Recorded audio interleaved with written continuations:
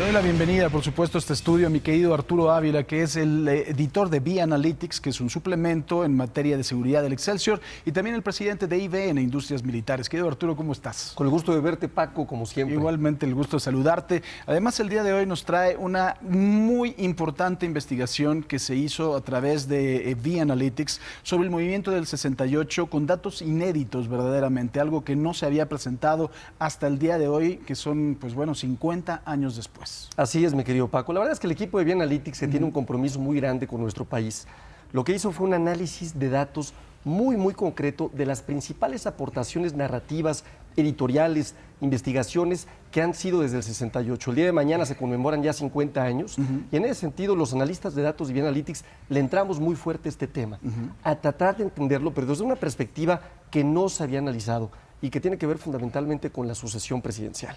Eso es interesante. Cuéntanos un poquito. Ahí, obviamente, en un momento dado hubo una declaración contundente de Gustavo Díaz Ordaz en donde él dice y se toma toda la responsabilidad.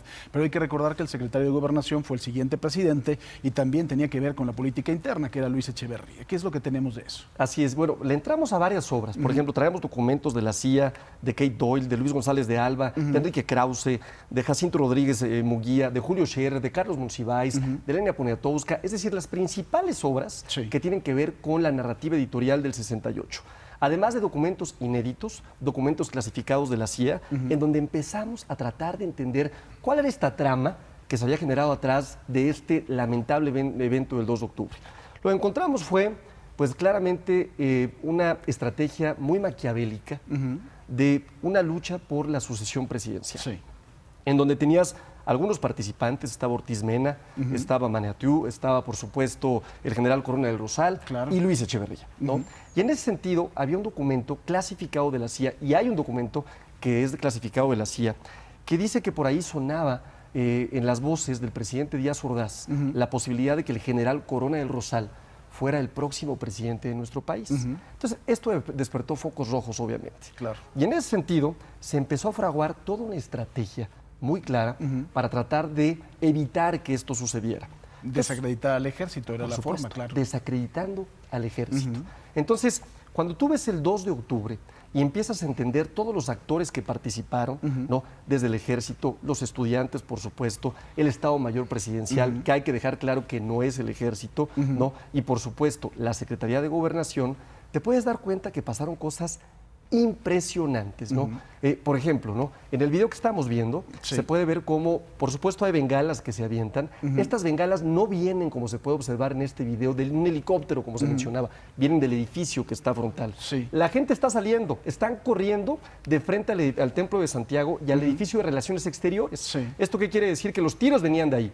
Los militares se acercan y ahí puedes observar cómo están diciendo que vengan a apoyar, que vengan a apoyar. La gente sigue corriendo al lado contrario donde vienen los disparos. Y algo muy importante, ese documento que tenemos ahí, ese documento dejaba claro que los militares tenían prohibido disparar.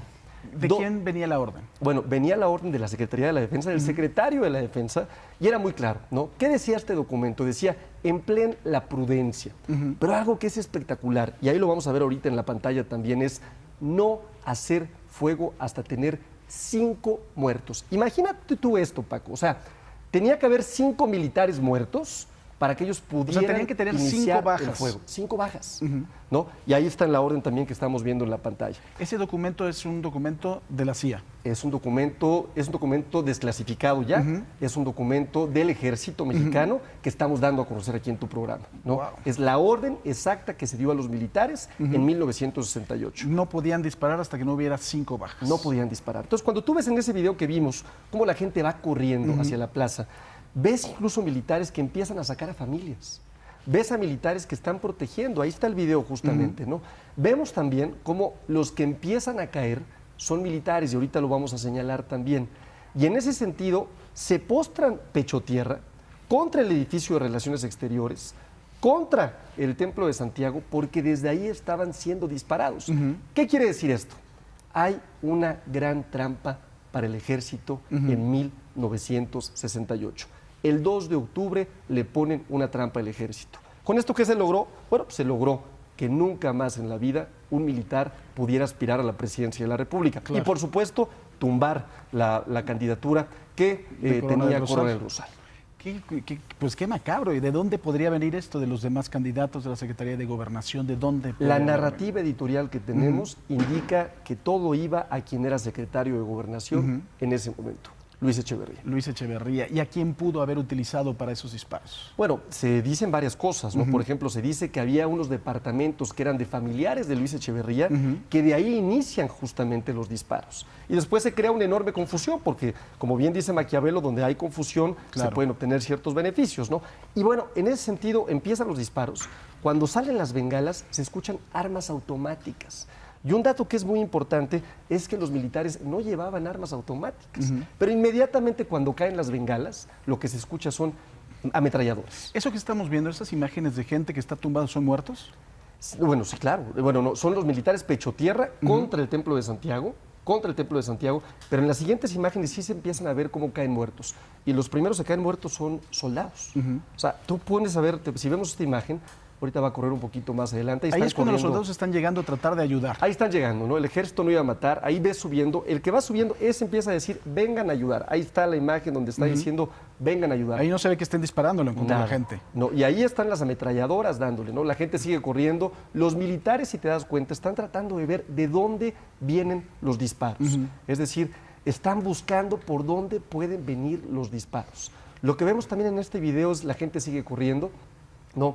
Y lo que hacen es, después de detectar de dónde vienen los disparos, a tratar de ayudar a ciertas familias.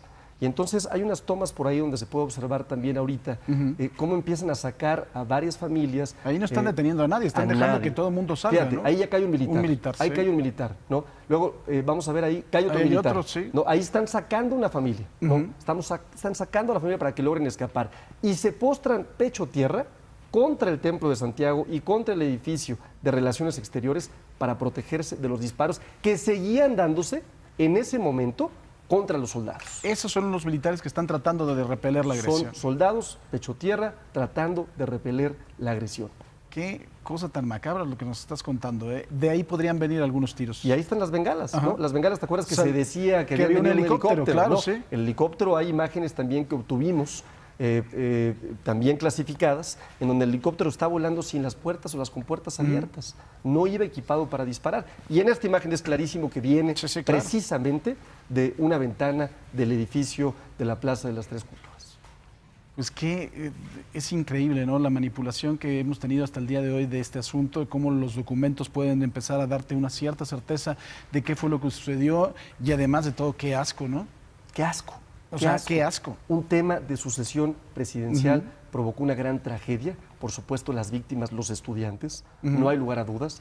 Por supuesto, la traición, el ejército mexicano y por supuesto, todo por un juego de poder. Y además de todo, bueno, pues el responsable sigue vivo, ¿no? El responsable sigue vivo, claro, por supuesto. Independientemente de la responsabilidad que pudo haber tenido Gustavo Díaz Ordaz, porque era presidente de la República, pero por el otro lado también el señor Luis Echeverría, qué asco. Ojalá que la historia, a partir de estos documentos y estas revelaciones, lo pueda investigar y lo pueda juzgar, porque esto es algo ignominioso, ¿eh? Es impresionante, Paco. Y la verdad es que también los documentos revelan pues una narrativa editorial distinta, ¿no? Y también demuestran que el ejército mexicano también fue traicionado, ¿no? Porque había cargado con este lastre histórico, ¿no? Y realmente lo que podemos ver aquí es que, contrario a lo que se suponía, ¿no? El ejército mexicano llegó a defender a los estudiantes y fue atacado también. Y después ya en el ataque, pues ya empezaron a disparar también. Pues imagínate tú, en esa confusión, ¿no? En esa gran tragedia, pues se armó la rebatinga por todos lados. Pues Arturo, había más gente también en las ventanas de los edificios. Nos vamos, pero que la gente busque el suplemento de Vía Analytics, ahí viene todo. Imagen Noticias con Paco Sea, lunes a viernes 5:50 AM. Participa en Imagen Televisión.